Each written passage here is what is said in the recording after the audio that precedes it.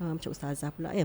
Dia faham ke tidak antara baik dan yang buruk. Macam 7 tahun maka tak boleh kan kita wajib puasa sampai memberikan tekanan kepada kanak-kanak tu. Of course bila berpuasa secara berterusan memang pengambilan nutrisi dan zat harian tu berkurangan dengan jumlah yang banyak. Jadi anak tersebut mungkin akan mengalami penurunan berat badan.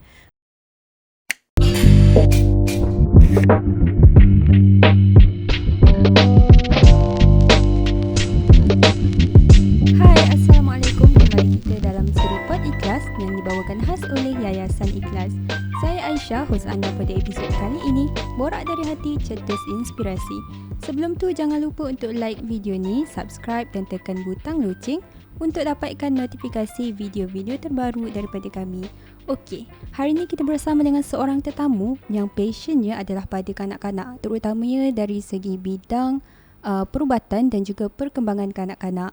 Dan kini beliau bertugas sebagai pakar perubatan pediatrik di Universiti Putra Malaysia. Kita ada Dr. Nur Aziati Yusof. Assalamualaikum Doktor. Waalaikumsalam warahmatullahi. Doktor sihat? Sihat Alhamdulillah. Alhamdulillah. Terima kasih Doktor sudah hadir ke studio Pod Ikhlas hari ini. Terima kasih juga di atas jemputan. Alhamdulillah. Okey Doktor, kita mungkin sekarang waktu disiarkan ni kita dah masuk bulan Ramadan. Tapi kita nak ceritalah sebab selalu kita kaitkan bulan Ramadan ni dengan wanita ataupun dengan kesihatan.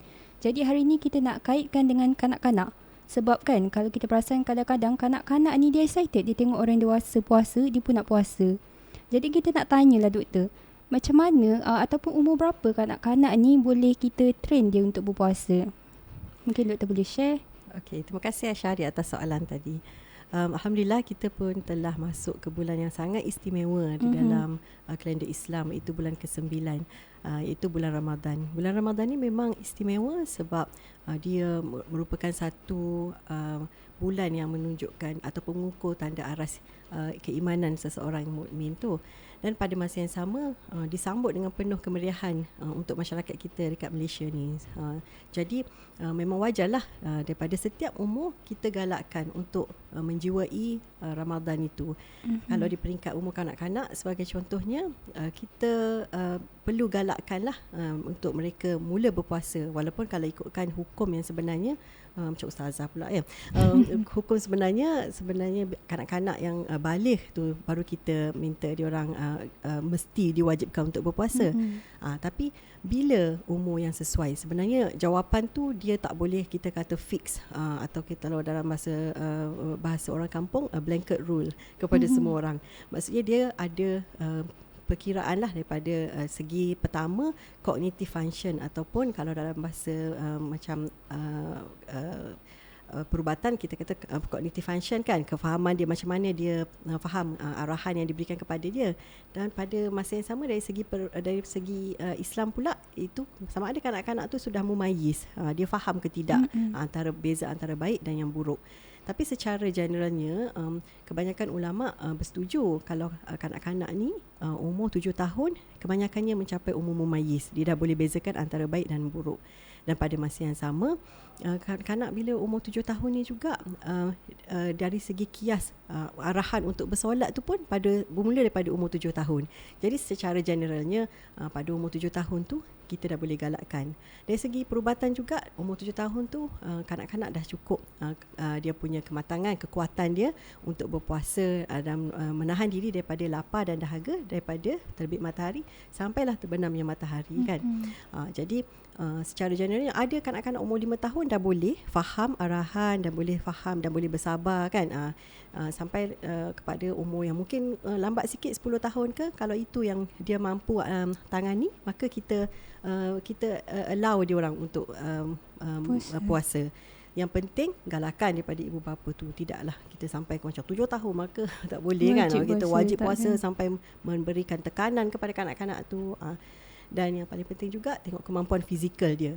Ada setengah budak 7 tahun tu dah besar kan, dah badan dia dah boleh handle dehidrasi sedikit macam mana kan.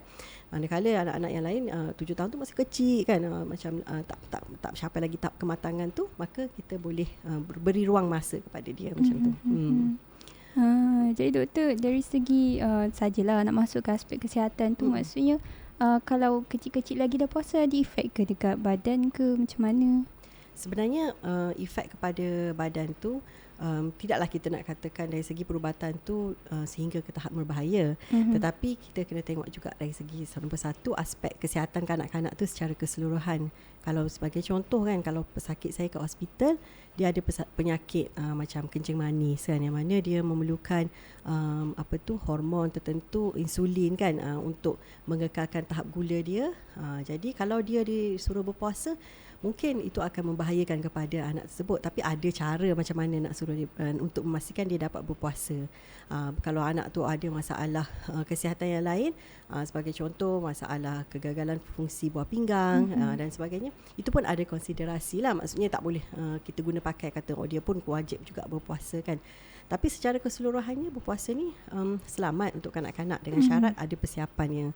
Maksudnya anak-anak tu persiapannya sebelum berpuasa, dia kena ada bersahur, dia kena ada persiapan dari segi pemakanan dia, dan juga kita adjust aktiviti harian dia supaya dia tidak mengalami komplikasi akibat kekurangan daripada nutrisi ataupun cecair dalam badan. Secara keseluruhannya berpuasa ni sebenarnya selamat dan tidak akan membebankan ataupun memudaratkanlah kesihatan seorang kanak-kanak itu, selagi ia mengikut daripada kadar-kadar yang patut diikutlah, insyaAllah. Doktor pernah ke dapat kes-kes berkaitan dengan kanak-kanak yang puasa lepas tu ada jadi something ke? Ada? Okey, dari pengalaman persendirian saya, tidak adalah sampai kanak-kanak tu mengalami komplikasi kan. Tapi kalau kita baca dalam surat khabar kan, macam meninggal dunia kerana berpuasa dan sebagainya, saya yakin perkara tu terjadi bukan kerana berpuasa sahaja. Mungkin kanak-kanak tu telah pun mengalami faktor-faktor kesihatan yang lain. Sebagai contoh, dia memang tengah tak sihat, dapat jangkitan kuman ataupun sebagainya, yang menyebabkan ditambah pula dengan dia berpuasa, menyebabkan dia mengalami masalah dan komplikasi lah. Biasanya kanak-kanak yang paling penting bila fasa berpuasa ni adalah hidrasi lah. Maksudnya keperluan dia untuk mengekalkan keseimbangan badan dia dengan keperluan cecair yang mencukupi. Kalau tak minum persiapan tu waktu di siang hari tu, waktu dia bersahur tu, dengan bekalan cecair yang cukup tu yang boleh menjejaskan kesihatan dia. Tapi itu memang diakui, memang kadang-kadang bila dehidrasi yang teruk boleh menyebabkan anak-anak tu menjadi lemah dan tidak berdaya, sehingga menjejaskan fungsi metabolisme badan kanak-kanak tersebut. Itu pun boleh terjadi sebenarnya. Jadi ibu bapa kena kenal pastilah kesan-kesan, tanda-tanda awal untuk anak-anak yang memang macam ni tanda-tanda yang kena buat sesuatu ni. Tak boleh paksa dia berpuasa. Sebagai contoh, terlalu lemah, tak boleh bangun, tak aktif kan. Memang tak aktif lah kanak-kanak boleh puasa, muka sedih semua kan, buat alasan nak berbuka puasa kan. Tapi kita kena tengok tanda-tanda awal macam yang lain, seperti dia terlalu lemah sampai kita kejutkan dia pun tak mampu nak bangun semua kan. Tu sampai dah memudaratkan. Jadi tak boleh sehingga mencapai ke tahap tersebut lah. So tu antara tanda-tanda lah. Ada betul. tak tanda-tanda yang dia sebenarnya kesan berpuasa untuk kanak-kanak tu, tapi dia mungkin tak obvious sangat, tanda-tanda tu tak nampak, tapi ibu bapa perlu kesan sebab takut bahaya kan? Macam mana? Kalau kesan-kesan secara secara yang tidak langsung ataupun yang secara perlahan yang kita boleh nampak ialah, of course, bila berpuasa secara berterusan, memang pengambilan nutrisi dan zat harian tu berkurangan dengan jumlah yang banyak. Jadi anak tersebut mungkin akan mengalami penurunan berat badan. Macam dalam sebulan tu, macam pada kadar 2 hingga 3 kilogram maksimum lah saya rasa. Tu masih pada kadar yang sihat lah. Tapi ada kalau penurunan berat badan yang mendadak kan, sampai banyak sangat, lebih daripada 5 kilogram sebagai contoh, itu tak normal. Dan yang kedua, apabila kanak-kanak tu mula berpuasa, nampak dia punya kesan tu sangat ketara, macam memanglah lemah kan, tapi menyebabkan dia jadi keliru ataupun terlalu lemah, tidak boleh aktif bermain. Itu pun kesan mungkin menunjukkan kanak-kanak tersebut mempunyai masalah kesihatan yang lain yang perlu dikenal pasti, bawa kepada pemeriksaan lah, untuk pemeriksaan untuk memastikan kita kenal pasti punca-punca tersebut. Okey doktor, mungkin doktor boleh share selain daripada tu apa-apa yang menarik berkaitan dengan kanak-kanak ni ke? Ada yang dia nak puasa juga, macam ayah kata tak payah puasa sebab dah nampak lemah kan, tapi dia nak puasa juga. Okey. Macam mana tu? Dalam keadaan tertentu, memang sebagai ibu bapa, kita memanglah nak menggalakkan anak kita supaya berpuasa, menunaikan, berlatih lah daripada kecil kan untuk menunaikan tuntutan agama Islam. Tapi pada masa yang sama, kalau kita tengok keadaan dia dah terlalu lemah tu, biasanya anak tu sendiri pun dia pun nak buka puasa. Sebab secara sunnahnya, naturally-nya, Allah akan jadikan kita macam terlalu dahaga dan kita memang terlalu lemah, akan minta untuk minum dan sebagainya. Dalam kes macam tu, kalau nampak anak dah capai ke tahap tu, waktu berbuka tu lambat lagi, memang sebagai ibu bapa, kita kenalah berlaku adil kepada dia dan cakna lah, maknanya kena bertindak, benarkan dia minum berbuka puasa. Dan melakukan proses tu secara gradual kan. Maksudnya kalau hari ni anak tu baru umur 5 tahun, puasa separuh hari, besoknya mungkin panjangkan lagi tempoh tu jadi 2/3 hari dan sebagainya lah. Jadi buatkan tempoh tu berlaku secara perlahan-lahan lah. Daripada tu pagi sampai ke petang, terus nak puasa daripada awal lagi, nak suruh anak tu capai ke tahap yang sepatutnya kan. Jadi itu tak boleh, tak realistik lah nama dia. Jadi antara tips-tips lain yang mungkin ibu bapa boleh guna, terutama mungkin ibu bapa yang first time kan anak-anak puasa, ada tips tak cara nak mudah train anak-anak tu? Okey.